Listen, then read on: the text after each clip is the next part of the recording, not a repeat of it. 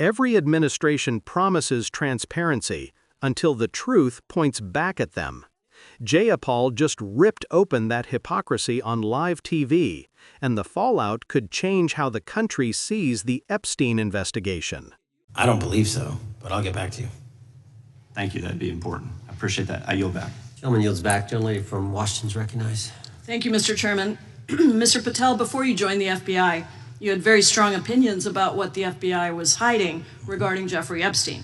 In a September 2023 interview with Glenn Beck, you said the Black Book is under the, quote, direct control of the director of the FBI. In December 2023, you said, let us know who the pedophiles are. Even for a short time after becoming FBI director, in February of 2025, you tweeted, quote, there will be no cover-ups, no missing documents, no stone left unturned. In June, you told Joe Rogan, quote, we've reviewed all the information, we're gonna give you every single thing we have and can. But then suddenly in July, everything changed. You and Attorney General Pam Bondi released one video and said that there was nothing more to see. Your July memo says you uncovered more than 300 gigabytes of data and physical evidence, but that you had decided no further disclosure would be appropriate or warranted. That is a quote. I think what happened, Mr. Patel, is that suddenly you discovered that Donald Trump's name was all over these files, and you started a giant cover-up. So you are under oath, Mr. Patel. You just testified to Mr. Swalwell that you did not speak to the president about the Epstein files. To your knowledge, did Attorney General Pam Bondi speak to the president about what was in the Epstein files? I can't speak for Attorney General Pam Bondi. So to your knowledge, you don't have any information. The question was, do you have any knowledge? Do you have any knowledge? I can't speak. You are refusing to answer the question, so let me tell you that the Wall Street Journal reported that in May, Bondi told Trump that he was in the Epstein files, and at the same meeting said that the DOJ did not plan to release the files. Yesterday, you testified to Senator Kennedy that there was, quote, no credible information that Epstein trafficked girls to anyone else, and that you have, quote, continuously and publicly asked the public to come forward with more information and we'll look into it. Today, in response to Mr. Massey's question, you appeared to say that the survivors were not credible. These are survivors. That's not at all what I said. Okay, great. I'm going to ask you this in a second, but let me tell you about the survivors, and let's bring them up here into the room. These are women who came to the Hill and testified that they were groomed and raped at the age of 14 and 16 years old, and they called to meet with the president and to meet with the FBI and to have people investigate their claims. Some of them have never testified before. If you are so interested in getting the public to submit any information, why have you not met with them? You said you haven't met with them. Have you met with them? I'll give you one more chance. My job as the FBI director is to invite all investigative yes or no leads. to whether or not you met with these women who were sexually abused and raped? Any insinuation by you or any people on your side that I am not manhunting child predators and sex traffickers, just look at the stats.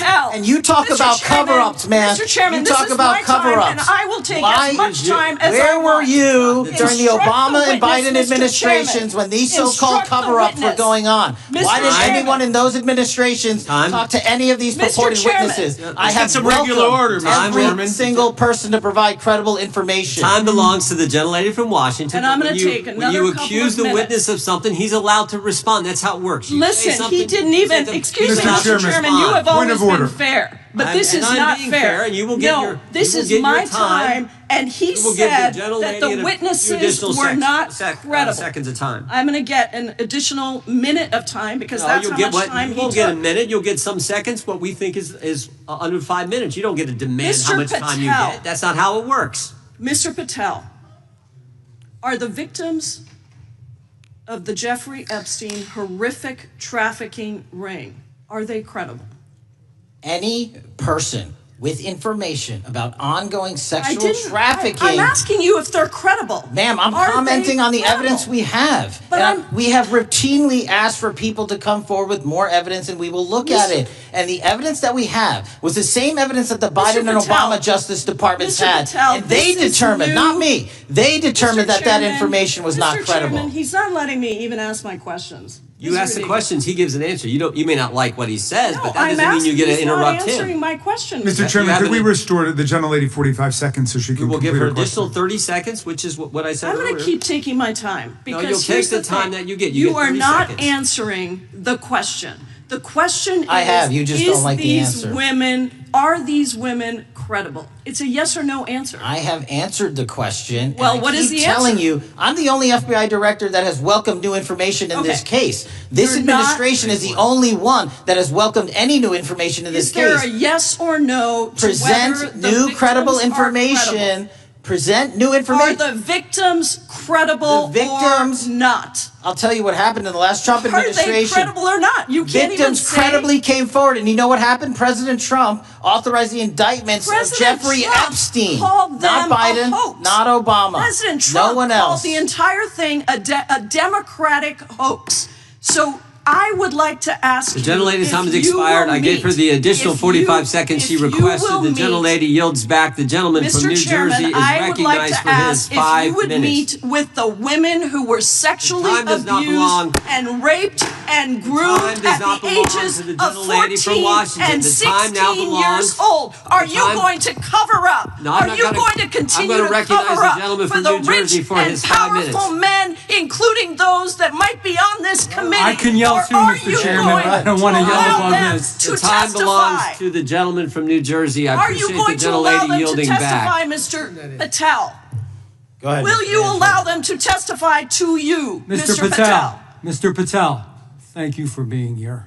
This hearing wasn't just political theater. It was a moment that exposed how deep the rod of power protection runs in Washington. Representative Pramila Jayapal didn't come to that committee room to play nice. She came armed with Patel's own words, his past statements, his promises, his public declarations that the Epstein case would see no cover-ups and no missing documents. But what she laid out painted a very different story, one that shows how truth in America gets filtered, edited, and ultimately buried once it starts touching the powerful. Jayapal walked Patel through his own record like a prosecutor building a case. She reminded him, and everyone watching, that he once told Glenn Beck that the infamous Epstein Black Book was under the direct control of the FBI director himself. That's not some offhand remark, that's an admission that the Bureau knows exactly what it's sitting on. Then, just months later, after becoming director, Patel pledged full transparency.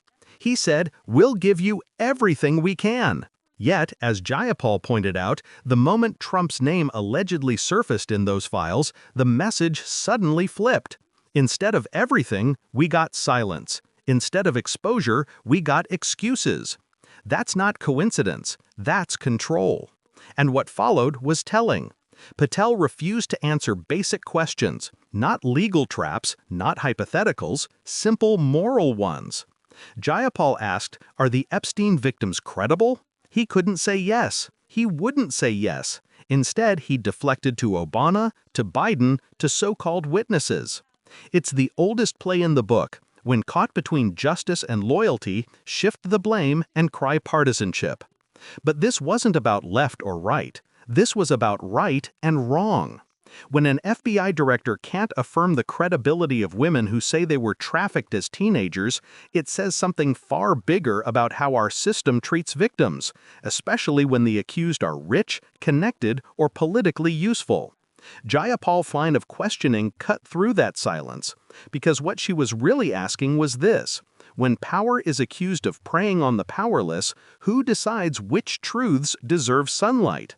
Think about that. 300 gigabytes of data, thousands of documents, names, logs, photos, evidence, and we're told no further disclosure is warranted.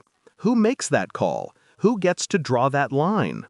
When the people in charge of investigating the crimes are also connected to the people who could be implicated, the idea of justice becomes theater.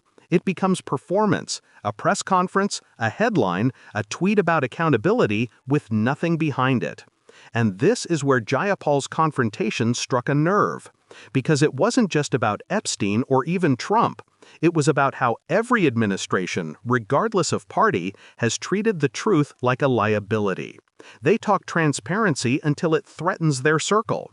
Then suddenly, national security, integrity of investigations, or lack of credible evidence become the shields that guard the powerful. It's a cycle, and it's bipartisan. The real question isn't whether there's a cover-up, it's how deep it goes, and how many hands are keeping the lid on. But beneath the shouting match, there's another layer, one that's human. These victims aren't talking about politics. They're talking about being groomed and raped at 14 and 16. They're talking about being ignored for decades. Jayapal tried to bring them into the conversation, to remind that room full of lawmakers and cameras that behind every file and memo are actual people whose lives were shattered. That moment, when she said, "Let's bring them into the room," wasn't just rhetorical. It was moral. It was her saying, stop hiding behind procedures and protocols. Look at what's right in front of you. Patel's refusal to meet with the survivors undercuts everything he claims to stand for. Because you can't claim to manhunt predators and ignore the people who lived through their abuse. You can't claim transparency while locking away evidence. And you can't claim to be the defender of law and order while protecting the very networks that enable exploitation.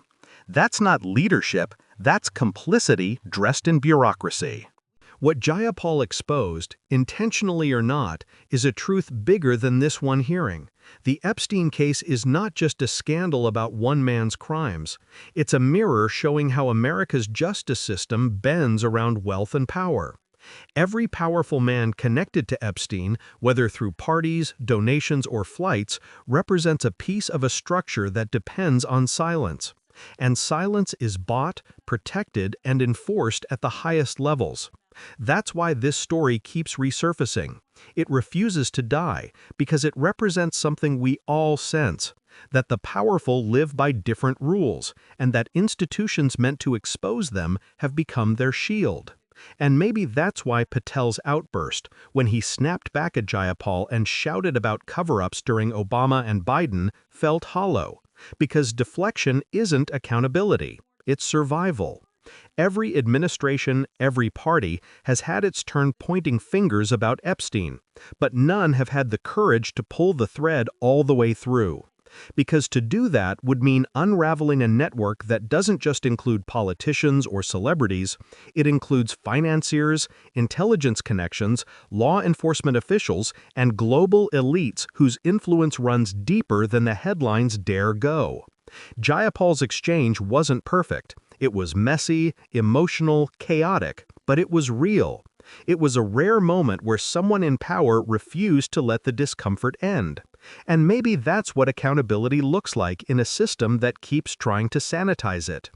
The Epstein case isn't about the past, it's about the present. It's about whether the institutions we trust to uphold justice will ever stand up to the people who think they're untouchable.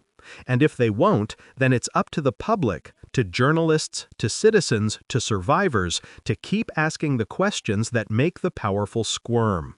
If you're watching this, remember, truth doesn't vanish because it's inconvenient. It only disappears when we stop demanding it. And that's why conversations like this matter. That's why hearings like this one can't be forgotten or buried under partisan noise. Because every time someone like Jayapal pushes back, it opens a small crack in the wall of silence, and through that crack, truth starts to leak out. This is Left Lens, where we pull back the curtain and show the machinery behind the headlines. Subscribe, stay engaged, and don't look away, because this fight for transparency, for accountability, for justice is far from over.